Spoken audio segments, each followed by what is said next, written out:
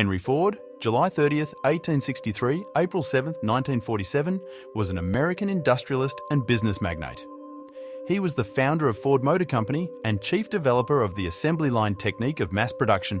Ford created the first automobile that middle-class Americans could afford, and his conversion of the automobile from an expensive luxury into an accessible conveyance profoundly impacted the landscape of the 20th century. Ford was born on a farm in Michigan's Springwells Township, leaving home at age 16 to work in Detroit.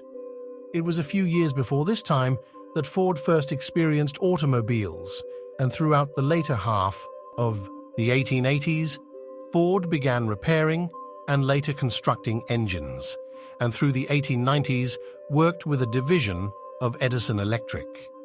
He officially founded Ford Motor Company in 1903 after prior failures in business but success in constructing automobiles. Ford's 1908 introduction of the Model T automobile revolutionized both transportation and American industry. As the Ford Motor Company's sole owner, he became one of the richest and best-known people in the world. He is credited with Fordism, the mass production of inexpensive goods coupled with high wages for workers. Ford was also among the pioneers of the 5-day workweek. Ford believed that consumerism was a key to global peace. His commitment to systematically lowering costs resulted in many technical and business innovations, including a franchise system that put dealerships throughout North America and major cities on 6 continents.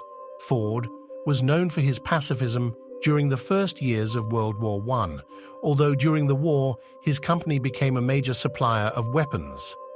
He promoted the League of Nations. In the 1920s, Ford promoted anti-Semitism through his newspaper, The Dearborn Independent, and the book, The International Jew. He opposed United States entry into World War II and served for a time on the America First Committee board. After his son Edsel died in 1943, Ford resumed control of the company but was too frail to make decisions and quickly came under the control of subordinates. He turned over the company to his grandson Henry Ford II in 1945. He died in 1947 after leaving most of his wealth to the Ford Foundation and control of the company to his family.